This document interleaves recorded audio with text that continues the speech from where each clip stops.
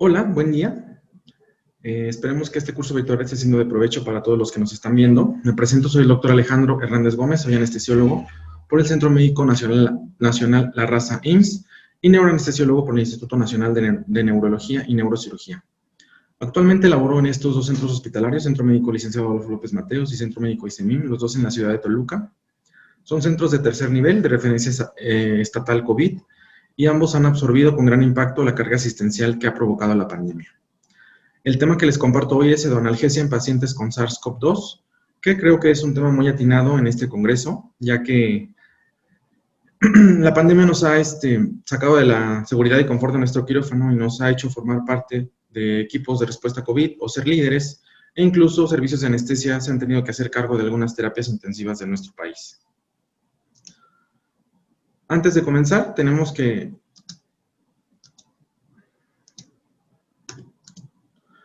recordarles que las guías y protocolos presentadas aquí y en la literatura deben interpretarse de forma individualizada para cada paciente y siempre deberá prevalecer su juicio clínico. La enfermedad es muy cambiante con la nueva información que aparece y puede variar de acuerdo también a la situación epidemiológica de cada país, en el mundo, inclusive de las necesidades de cada hospital.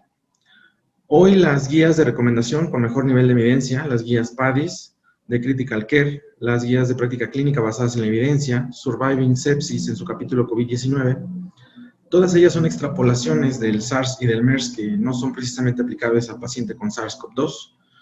La pandemia pues ha puesto en tensión a estos protocolos. Hoy no les tengo que contar cómo es convivir o trabajar con esta enfermedad. Todos sabemos los estragos que COVID-19 ha provocado en nuestras vidas, en nuestros centros de trabajo, en la población y sobre todo en el personal de salud. Para el mes de septiembre, en nuestro país, ya vamos a sobrepasar los 700,000 casos confirmados, con más de 70,000 muertes, con una importante tasa de subregistro. ¿Qué diferencias particulares hay entre COVID-19 y sedación y analgesia? Uno de ellos es el contagio y exposición del personal de salud, lo que hace prioritario que estemos capacitados y usemos adecuadamente los equipos de protección personal. También deberemos de disminuir al máximo los riesgos potenciales de contagio, como la autoextubación en el paciente, la tos, la agitación. En cuanto a las diluciones, se recomienda que concentren al máximo sus fármacos para que duren más en el tiempo y aminorar la carga de trabajo que tiene enfermería y también disminuyendo las veces que entran a recambiar estos medicamentos al cubículo del paciente. También deberán ser soluciones estables durante el tiempo de la solución, por lo que se recomienda también utilizar nomogramas y diluciones estandarizadas para el hospital, que todos las conozcan. Hay que individualizar también cada caso, ya que la enfermedad presenta diferentes cuadros clínicos. Hoy, estrategias como ABCDEF e ICASH, que son estrategias pro delirium, más bien en contra del delirium, perdón, se han venido abajo debido a la pandemia. Son estrategias centradas en el paciente, en el cuidado del paciente, con sedación mínima, mantener a un paciente cómodo, donde se le da empoderamiento a la familia para estar en las áreas de terapia intensiva y disminuir las tasas de delirium. El paciente con COVID-19 va a tener múltiples riesgos asociados para delirium, pero hoy todos estos protocolos se han venido abajo. También hay una limitación potencial de los recursos humanos y también del monitoreo de sedación y analgesia como es BIS y TOF. ¿Por qué hablar de sedación y analgesia en este contexto? Los requerimientos de cuidados intensivos aumentaron 4 o 5 veces su capacidad normal y estas terapias van a ser un componente integral de la respuesta global ante la infección emergente. SARS-CoV-2 en sus peores escenarios pues va a provocar un SDA grave que va a requerir intubación, soporte ventilatorio, maniobras de reclutamiento, de pronación, de PIP altas en las que será necesario utilizar una sedación profunda y eventualmente una relajación neuromuscular. Aunque las tasas de letalidad global se mantienen entre el 2 y el 3%, los pacientes que ingresan a UCI en estas condiciones pueden llegar a tasas de mortalidad tan altas como del 62%. Tenemos una media de inicio de síntomas e ingreso a UCI que va de los 9 a los 10 días, lo que denota que el paciente llega en muy malas condiciones. Hay que recordar los criterios de gravedad vistos desde el punto de vista demográfico, la edad avanzada, las comorbilidades, la primera la hipertensión arterial, seguido de diabetes mellitus y enfermedad coronaria. La sedación y analgesia como concepto forma parte del acto médico, es una terapia de soporte y una medida de calidad en las unidades de cuidados intensivos. Obviamente el paciente de cuidados críticos es susceptible al dolor, sobre todo los procedimientos más dolorosos son la movilización, pero también están sujetos a catéteres arteriales, catéteres centrales, catéteres de diálisis peritoneal, toma de muestras, intubación, etc. Si no evaluamos y manejamos correctamente este dolor, podemos tener distintos grados de afección respiratoria y de inestabilidad hemodinámica, gatillando respuestas inflamatorias y causando inmunosupresión.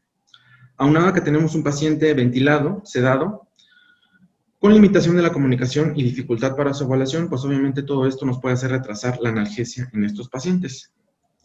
¿Cuáles son los objetivos de la sedación y analgesia en el contexto de COVID-19?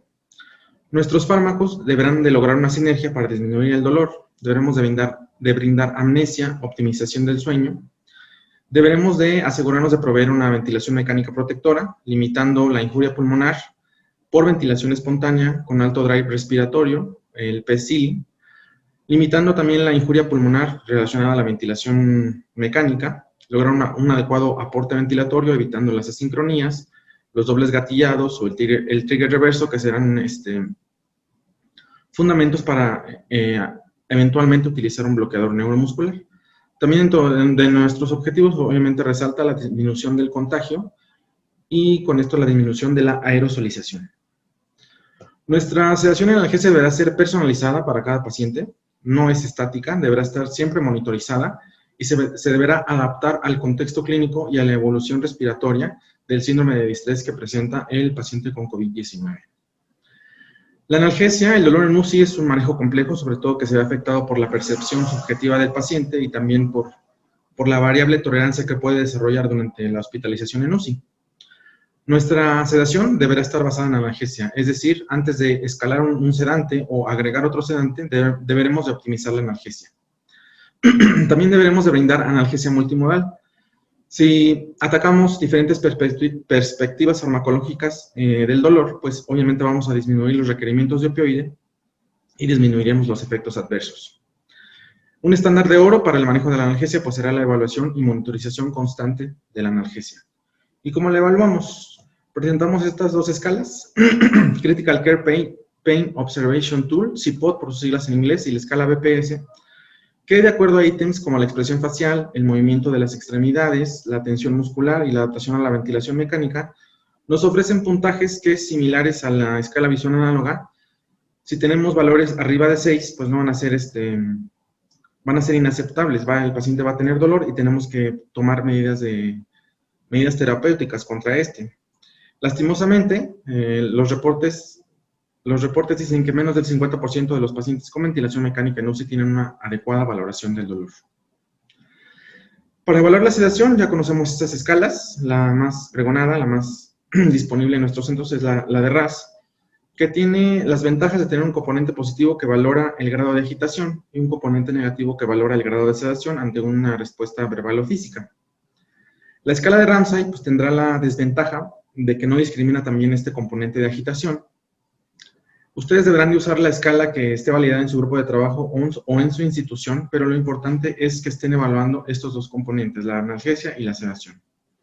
Más allá del RASS de -5, nosotros perdemos la monitorización clínica y está recomendado utilizar monitoreo de la actividad eléctrica cerebral frontal. El más disponible en nuestro medio pues es BIS, pero si tienen SedLine, que mejor, entropía, o incluso si tienen electroencefalografía no procesada, pues la deberán de usar. Las estrategias de analgosedación en pacientes con COVID-19 que reportan la Sociedad Española de Medicina Crítica, Intensiva y Cuidados Coronarios, dice que es fundamental esta monitorización, sobre todo en pacientes con sedación profunda y relajación neuromuscular, manteniendo objetivos entre 40 y 60 para evitar la acumulación del fármaco y la sobresedación. Para sedación leve o moderada se plantean objetivos de 60 a 80. En el caso de que estén utilizando ketamina, también se plantean valores teóricos para sedación profunda de 60 a 80, debido a la actividad eléctrica que puede tener este fármaco. ¿Cuál es el objetivo de esto? Lograr una dosis mínima efectiva entre nuestras escalas clínicas y el monitoreo objetivo, disminuyendo los efectos adversos. Siempre debemos de tener presente qué es lo que queremos, una sedación superficial o profunda, ya que esto va a tener un impacto en el síndrome post-UCI. Vamos a impactar en la mortalidad a 90 días, en el desacondicionamiento físico, en los trastornos psicológicos y neurocognitivos que puede llegar a presentar el paciente después de una hospitalización en cuidados críticos. Hoy múltiples consensos han discernido entre dos fenotipos. Obviamente el escenario más crítico de la infección por SARS-CoV-2 es el desarrollo de un síndrome de distrés respiratorio agudo, en donde el grupo de Gattinoni en Intensive Care Medicine son los primeros que describieron estos dos tipos de fenotipos.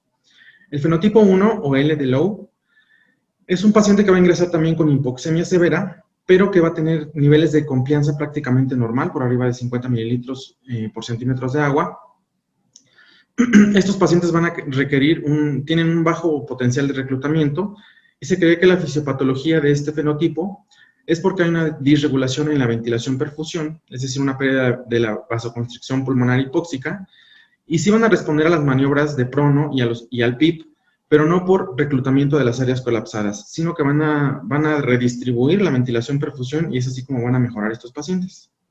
El fenotipo 2, o H de High, es un fenotipo que se presenta en el 20-30% de los pacientes que ingresan a la unidad de cuidados críticos, y va a ser también un paciente que tenga hipoxemia severa, pero en estos casos la compliance va a estar muy disminuida, por abajo de 40. Van a tener aumento del peso pulmonar y también van a tener un alto potencial de reclutamiento. Aunque, bueno, y dentro del proceso evolutivo, obviamente podemos pasar de un fenotipo L a un fenotipo H. Aunque todavía los datos son escasos, ya en nuestras instituciones, es un cuadro de la Guía de Práctica Clínica COVID-19 de ICEMIM, donde ya hacemos una diferenciación de los fenotipos con diferentes parámetros ventilatorios, obviamente con mayores requerimientos en el fenotipo H, pero aquí la gran diferenciación es que en el fenotipo L requerimos de una sedación con propofol, con un hipnótico único, con una analgesia con opioide, considerando el bloqueador neuromuscular solo por razón necesaria, en bolo, y para el fenotipo H se requiere una sedación dual, con analgesia con opioide y un bloqueador neuromuscular en infusión, que nunca sobrepase las 48 horas. Dicho esto, pues tenemos que ver los tipos de sedación en UCI. La sedación completa o profunda tiene el objetivo del control total de la ventilación y está indicado en los síndromes de distrés respiratorio agudo severo, en choque séptico refractario, en neumonía grave y en hipoxemia refractaria. La sedación cooperativo superficial también tiene sus indicaciones: el SDRA moderado, neumonía graves en fases resolutivas, insuficiencia respiratoria aguda y el destete de la ventilación. Nosotros siempre elegiremos la sedación cooperativa a menos que tenga una indicación de sedación profunda, ya que podemos impactar en los días de ventilación mecánica. Aunque no impactamos en la mortalidad a 90 días, sí podemos disminuir también los requerimientos de traqueostomía. ¿Cómo diferenciaremos entre SDRA severo y moderado? Hay puntos de corte por medio de los criterios de Berlín. Y para COVID-19 se plantean puntos de corte de 150. Si el paciente tiene índices de oxigenación arriba de 150 con bajos requerimientos de FiO2 y de PIP, podemos dar una sedación superficial. En cambio, si estos índices son menores a 150, si los FiO2 que requerimos son mayores a 50 y los PIPs mayores a 10, deberemos de brindar una sedación completa. Iniciaremos con los fármacos y veremos los más frecuentes en nuestro medio y los más pertinentes en el contexto de la pandemia por COVID-19. Iniciando con propofol, diremos que en el contexto de SARS-CoV-2, en un SDRA severo, que requiramos sedación profunda, va a ser nuestra primera elección. Este hipnótico, agonista GABA, tiene propiedades que a diferentes dosis tiene propiedades anestésicas, hipnóticas y sedantes. Tiene unión a proteínas del 98% y tiene un modelo tricompartimental. Su acción en el sistema nervioso central puede reducir la presión intracraneana, el metabolismo cerebral. Y digo esto a colación de que cada vez más crece la lista de pacientes con COVID-19 que presentan eventos cerebrovasculares tanto isquémicos como hemorrágicos, siéndolo también un fármaco de elección en este contexto. Tiene metabolismo hepático, tiene metabolitos inactivos que se eliminan por vía renal, lo que lo hace que lo podamos usar en insuficiencia renal y insuficiencia hepática con dosis más bajas, no superando los 2.4 miligramos por kilo por hora. Los rangos de dosis son dispares, pero van de 0.3 a 4, a 3 y a 4 y a 4,5, pero nunca superando estas dosis debido a un efecto adverso que veremos en la siguiente diapositiva. El rango de dosis para sedación cooperativa va de los 0.5 a 1 miligramo kilo hora. Los efectos adversos de propofol: hipotensión, bradicardia, hipertrigliceridemia, también tiene aporte calórico, puede ocasionar también reacciones alérgicas, pero el efecto más temido es el síndrome relacionado a la infusión de propofol, que aparece con dosis arriba de 4 miligramos por kilo por hora, en infusiones que se prolongan en el tiempo, más de 48 horas, y que se pueden presentar hasta 5 días posterior de iniciar la infusión a estas dosis. Si nosotros mantenemos nuestras dosis debajo de este rango y disminuimos esa prolongación de las infusiones, pues podemos evitar este efecto adverso, que es muy grave, ya que causa una bradicardia refractaria que puede evolucionar a sistolia, también presentando acidosis metabólica, rhabdomiólisis, hiperlipemia, hígado graso, etc. Bien sabemos que la asociación remifentanil-propofol nos permite una rápida salida de la sedación, sobre todo en el contexto si queremos hacer una valoración en un paciente neurocrítico, por ejemplo. Pero también si nosotros prolongamos las infusiones por más de 48 horas, se van a empezar a depositar en los compartimentos periféricos. Infusiones cortas que se definen menores de 48 horas pueden tener vías medias de eliminación de hasta 3 y 12 horas, de 3 a 12 horas. Y si son más prolongadas arriba de ese tiempo, se vuelven muy impredecibles y esta vida media se puede prolongar hasta 50 horas, más o menos 18 horas, cosa que tenemos que tomar en cuenta si nosotros prolongamos las infusiones de propofol en el tiempo, siendo una solución pues rotar los sedantes. En cuestiones más prácticas, propofol se presenta en emulsiones de 1 y 2%, y todos quisiéramos tener frascos de 100 mililitros al 2%, que son soluciones más concentradas, y que debido a que también se pueden infundir directo del frasco conectado al equipo de perfusión, nos pueden dar una estabilidad hasta de 12 horas. A diferencia de lo que tenemos todos, que son ámpulas, que si las reconstituimos en una bolsa de PVC, vamos a tener que, debido al contenido de lípidos en propofol, pues va a limitar su estabilidad microbiológica. Los recambios se deberán de hacer cada 6 horas. Siempre hay que tener en cuenta usar la menor dosis efectiva. Midazolam, sus características: una benzodiazepina de acción rápida, potente. Tiene las características de tener acción multitopográfica en todo el sistema nervioso central. Tiene propiedades de ansiólisis, sedación, hipnosis, efectos anticomiciales, y también tiene efectos de miorelajación de origen central. Tiene una alta liposolubilidad, lo que denota su rápido inicio de acción, pero también su alto volumen de distribución lo hace que se pueda acumular en los tejidos.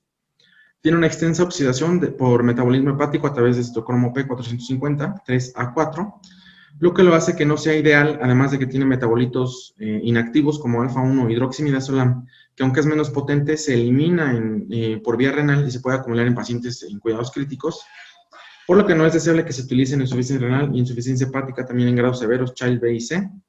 Y si lo vamos a utilizar en insuficiencia renal, sobre todo en aclaramientos de creatinina menores a 10 mililitros por minuto, deberemos de reducir las dosis en un 50%. Los rangos de dosis también son dispares, de 0.02, 0.3 hasta 0.1, 0.2, 0.3 miligramos por kilo por hora.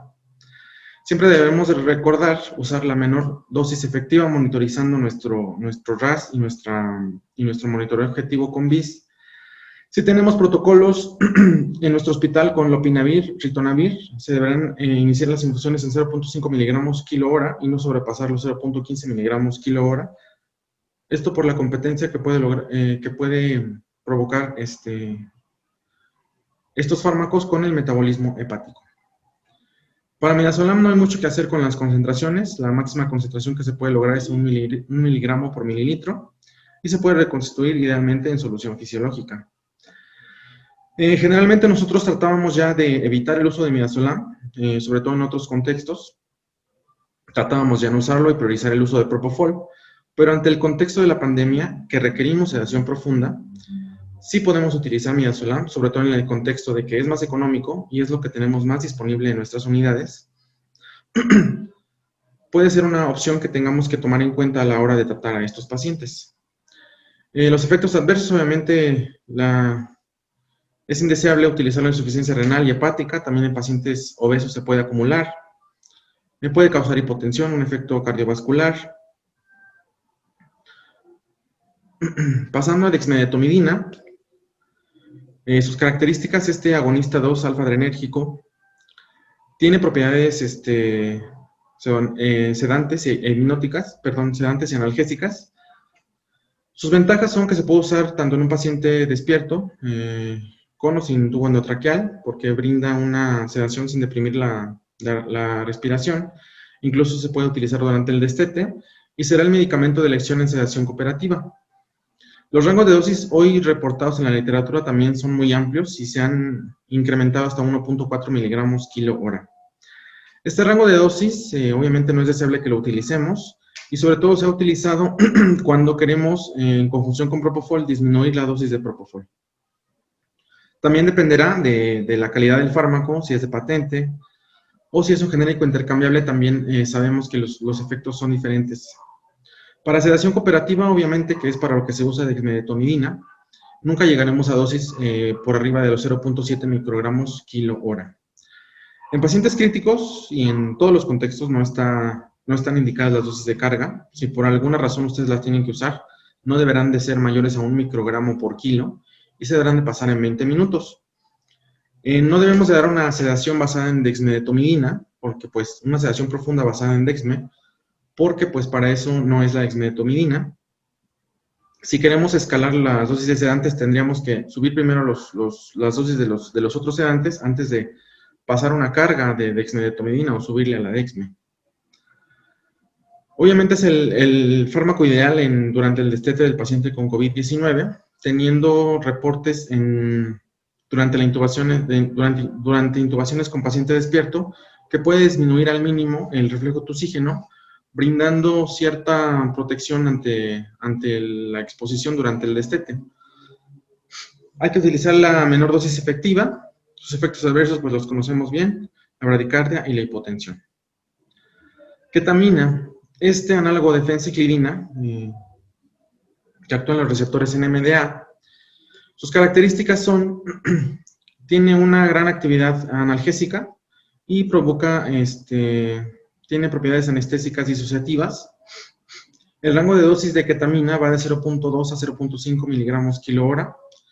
Dicho esto, a colación en el contexto de anestesiología, el último consenso de la ASRA y la ASA para la utilización de perfusiones intravenosas en anestesia menciona que las dosis ideales subanestésicas y que pueden estar libres de efectos adversos son dosis menores a 0.3 miligramos kilogramo hora, cosa que tenemos que tomar en cuenta cuando queramos iniciar ketamina en la terapia intensiva.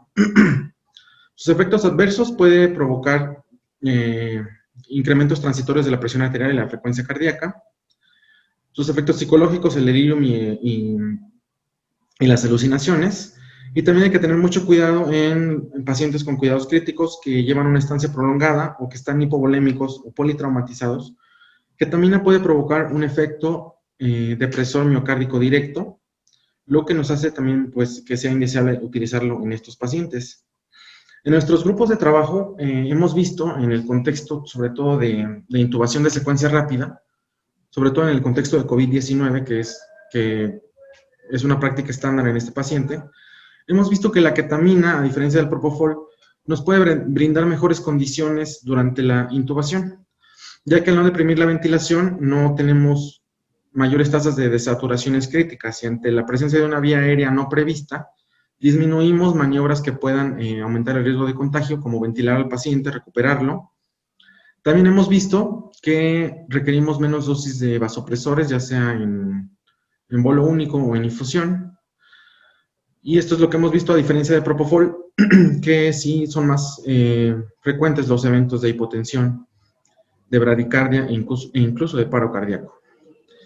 Ante el contexto de la escasez de medicamentos, países o terapias intensivas como la Sociedad Argentina de Terapia Intensiva proponen a ketamina como un hipnótico de tercera línea, pero cuando no se logran con dosis máximas los objetivos de sedación con propofol y midazolam. Nosotros creemos que no es deseable utilizar ketamina como anestésico de base por sus efectos adversos, por su acumulación. Y las guías de práctica basadas en la evidencia mencionan con niveles de evidencia bajo y moderado que se podría usar para reducir la dosis de pseudoanalgesia y vasopresores, que también se puede utilizar como coadyuvante de estrategia de sedación en el paciente hemodinámicamente inestable y usarse como estrategia analgésica en un paciente con inestabilidad hemodinámica. Obviamente todo esto considerando los efectos adversos que les comenté, un efecto cardiodepresor directo que podría agravar más aún la condición del paciente. Pasando a los opioides, remifentanilo, este agonista selectivo de receptores mu, mucho más potente que fentanil, 250 veces más potente que morfina, tiene una muy baja liposolubilidad, dada por el metabolismo por esterasas plasmáticas, lo que la hace ideal para uso en insuficiencia renal e insuficiencia hepática. Diremos que en SARS-CoV-2, también en un contexto de sedación profunda, en SRA severo, será también nuestra primera elección si lo tenemos disponible.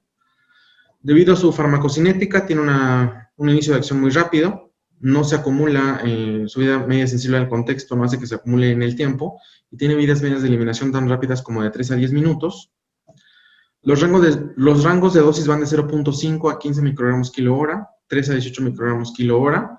En pacientes obesos deberemos de usar el peso ideal. Siempre utilizando la menor dosis efectiva, hay que recalcar esto, valorando nuestras escalas de sedación y analgesia y además del monitoreo objetivo.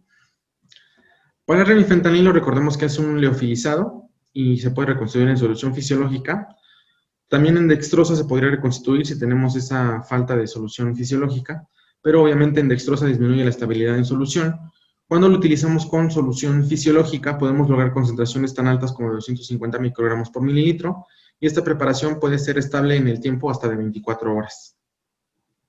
Una de las desventajas de remifentanilo es que es muy costoso a diferencia de fentanil, que también, aunque ya hay más disponibilidad en nuestro país, pues hay hospitales en los que todavía no está disponible.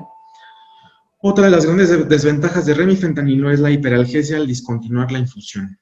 Una cosa que podemos hacer cuando estemos dando remifentanilo y queramos suspenderlo es ir disminuyendo en fracciones de 25% la dosis hasta discontinuar la infusión, o utilizar, si las condiciones hemodinámicas de su paciente lo permiten, utilizar un opioide de mayor duración, aunado a que también debemos de hacer una analgesia multimodal, sobre todo en este contexto, para prevenir esa hiperalgesia al discontinuar la infusión.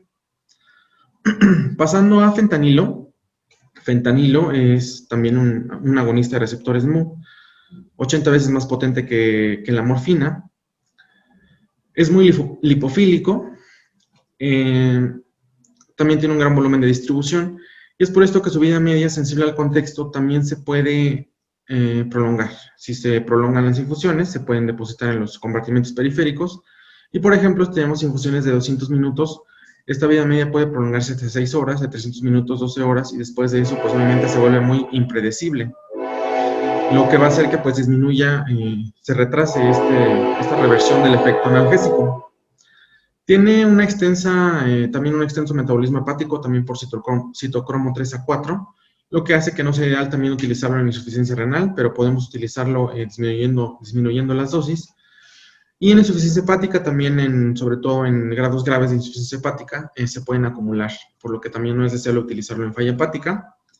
Los rangos de dosis también son muy dispares.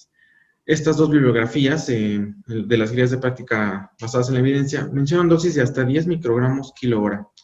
Obviamente sabemos que estas dosis no son deseables de utilizar, no las utilizaríamos, sobre todo en el contexto si lo estamos asociando a midazolam, ya que obviamente el aumentar la potencia de los dos fármacos disminuye obviamente la eliminación de estos dos.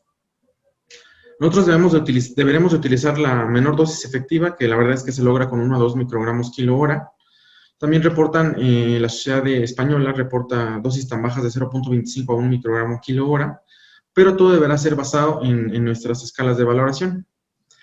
Si en sus hospitales tienen también protocolos con lopinavir o ritonavir, las dosis deberán de estar en 0.2 y 0.8 microgramos kilo hora. Los efectos adversos, pues los comparte con todos los opioides, hipotensión, bradicardia, constipación, náusea. Mencionaré unas palabras de sedación inhalatoria. Claro que todos hemos volteado a ver esta opción terapéutica. Hay quienes en un contexto nos han mandado a atender pacientes COVID con todo y máquina de anestesia debido a la falta de ventiladores mecánicos. Y en un momento se pensó, pues, tratar a estos pacientes, abrirles al dial y darles sedación inhalatoria. Cosa que era muy poco factible, porque pues sí se podía hacer durante un turno cuando un anestesiólogo lo estuviera vigilando, pero durante 24 horas era muy difícil, ya que pues la escasez de recursos humanos, por ejemplo, en los turnos nocturnos, o hay hospitales donde no hay asistentes de anestesia que puedan darle el mantenimiento a la máquina, hacer las pruebas diarias, que implica desconexiones, etcétera, se volvió una opción que no fue factible. Tiene indicaciones precisas de la sedación inhalatoria, una de ellas es que la sedación se prolongue más de 5 días, que a pesar de dosis máximas de propofol y midazolam no se logren los objetivos, y también una de las indicaciones es un síndrome de estrés respiratorio agudo que requiere sedación profunda, es decir, es una indicación para pacientes con SARS-CoV-2, por ejemplo. Cuando lo adaptamos a la terapia intensiva, obviamente la sedación inhalatoria es eso, es una total adaptación que requiere de muchos insumos. Requiere un conservador de agente anestésico, Anaconda es el más comercial, requiere una jeringa especial, específica para cargar el agente halogenado, requiere una conexión para el analizador de gases y otra conexión tenemos que adaptar una conexión es para la capnografía y otra conexión es para la bomba de jeringa. Nuestro ventilador también tendrá que tener una adaptación para poner absorbente, para poner cal sodada, y la mayoría de los monitores de terapia intensiva o de hospitalización pues no van a tener analizador de gases, requerimos una trampa de agua, una línea de capnografía, y diríamos que la verdad es su costo-efectividad, yo diría que es más alto que el propofol. Es una terapia que no tenemos experiencia en México. Los españoles lo están realizando mucho. Hay otras desventajas. El dispositivo Anaconda se tiene que recambiar cada 24 horas idealmente. Y también se debe utilizar sin filtros antimicrobianos, porque ellos mencionan que este sirve como filtro y humidificador, lo que tendríamos que verificar. ¿Cómo lo hacemos? Al final, a través de una bomba de jeringa, establecemos rangos, por ejemplo, de isoflurano de 2 a 7 mililitros hora, y de isoflurano de 4 a 10 mililitros hora lo deberíamos de iniciar en 3 mililitros el iso y en 5 mililitros el sevoflurano, para tener concentraciones tidales finales de 0.2 a 0.7 para el isoflurano y sevoflurano de 0.5 a 1.4. La verdad es una opción poco factible en nuestro país, no tenemos experiencia en realizarlo. Si alguien lo está realizando en sus terapias intensivas, pues habrá que compartir esa experiencia, pero creo que es una opción muy poco factible. También implica hacer desconexiones todo el tiempo para recambiar los equipos, implica estar recambiando la línea de capnografía, darle mantenimiento a la máquina, cambiar la cal, etc. Implican muchas desconexiones que también implican obviamente riesgo de contagio por aerosolización. En cuanto a las interacciones farmacológicas, les comparto esta liga de la Universidad de Liverpool, donde ustedes pueden entrar y verificar, no solamente para los fármacos sedantes, sino para todos los demás fármacos, las potenciales interacciones de los fármacos que se están utilizando en los protocolos para COVID-19, como lopinavir, ritonavir, remdesivir, y los fármacos que ustedes estén utilizando, no solo para sedantes, sino para todos los medicamentos que ustedes utilicen. Los mayores problemas que nos representan es midazolam y fentanilo, y sobre todo su uso dual, es que va a tener una potencial interacción, y lo que va a pasar es que va a aumentar la acción de las dos drogas al competir por el citocromo P450, por lo que debemos ajustar las dosis y hacer un monitoreo estrecho. En cuanto a la hidroxicloroquina, la verdad, la mayoría con todos los sedantes, la interacción es muy poco probable. Y también hay un reporte de propofol y una potencial interacción con lopinavir, ritonavir, que menciona que esta combinación disminuye el efecto, la potencia de propofol. Es una recomendación con un bajo grado de evidencia y no ha impactado mucho más en la clínica. Pero pues próximamente veremos si esta interacción impacta. Mencionaré unas palabras de delirio, no es un propósito del tema, pero hay que tocarlo tangencialmente. El paciente con COVID-19 tiene múltiples factores de riesgo para desarrollar delirio. Las visitas restringidas, el aislamiento estricto, Lo están atendiendo enfermeras y médicos que ya tienen poca empatibilidad con el paciente, que están cansados después de 6 meses de pandemia. Además del miedo y la ansiedad a que los intuben, a que puedan morir, aunado a todas las demás condiciones de la terapia intensiva, pueden hacer que este paciente tenga un incremento muy elevado de padecer delirium posterior a la terapia intensiva. Nuestras mejores opciones serán tener una vigilancia, una prevención activa del delirium, detectar pacientes que tengan aumentado el riesgo, pacientes de edad avanzada en los que se utilizan benzodiazepinas, otros fármacos pro delirium. Nuestra mejor opción para sedación pues obviamente va a ser el propofol, tratar de evitar las benzodiazepinas. Durante el destete utilizar dexmedetomidina. Una de las estrategias farmacológicas pocas que podemos realizar en este contexto, obviamente, enfermedad nos ayuda con la reorientación del paciente, ubicarlo en su contexto y en la evolución de la enfermedad, esto hacerlo frecuentemente o diariamente, con el paciente sobre todo cuando tenga sedación superficial o durante el destete. Y también algo que nos ayuda a trabajo social pues es con las videollamadas, que es como la única forma de poder conectarlos con sus pacientes y disminuir las tasas de delirio. Para ir finalizando la charla, la realidad es que para cuando se realizó la investigación bibliográfica para esta plática, encontrar cosas aterrizadas, dirigidas, con buenos niveles de evidencia, la verdad es que muy escaso. Nos interesan mucho, obviamente, los mecanismos fisiopatológicos y cómo pueden impactar en la infección por COVID-19, cosa que la información está en construcción, pero pues no será susceptible de encontrarla en los meses próximos. Otra realidad, pues, son estas imágenes que no son ajenas a nadie. Desde la escasez de equipos de protección personal, la escasez de los insumos, de materiales para trabajar, aunado al hartazgo que nos ha provocado esta pandemia ya en casi 6 meses, pues hacen que podamos innovar mucho o que podamos hacer otras cosas diferentes en sedación y analgesia a lo que estábamos acostumbrados a hacer. Las mejores recomendaciones que les puedo dar al final es que cada centro deberá de seguir realizando su labor en función de su experiencia.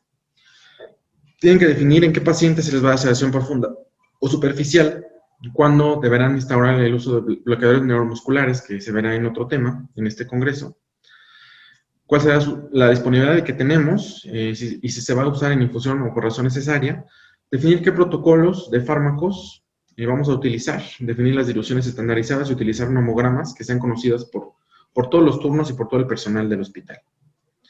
Recalcar que debemos utilizar la dosis mínima efectiva, enfocando el monitoreo de la sedación y analgesia. Definir qué tipo de monitoreo objetivo podemos colocar y la limpieza que vamos a tener de los mismos. Y también definir el test de suspensión de sedantes y los protocolos de destete de la ventilación que vayamos a aplicar.